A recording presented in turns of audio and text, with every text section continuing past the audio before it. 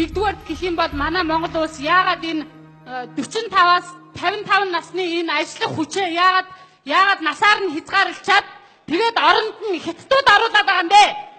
Энэ хүмүүсээ энэ хүний нөөцөө яагаад ашиглахгүй байгаа юм бэ? Тэгээд энэ хүмүүс чинь яагаад ингэж насаар хязгаарлаад байгаа юм? Тэгээд хоёрдугаар гэх юм бол энэ улсын хурал чинь яагаад хүмүүсээрээ тоглоод байгаа юм бэ? Үнэхээр энэ улсын хурлыг тараах ёстой гэж үзэж байна. Залуу хүний хувьд тэгээд энэ оюун толгой, таван толгой, Эрдэнэт одоо энэ Монгол орны энэ бүхий л үнэт зүйлээр ингээд тоглолцоод тэр хүмүүс чинь ямар ч хариуцлага хүлээхгүй ингээд яваад байж болдог юм уу? Энийг хурдан шийдэж өгөөч. Ард түмэн тэмцмээр байна. Тэгээд энэ бүх шатанда ямар ч зохио байгуулалт байхгүй байгаа. Хороо дүүрэг.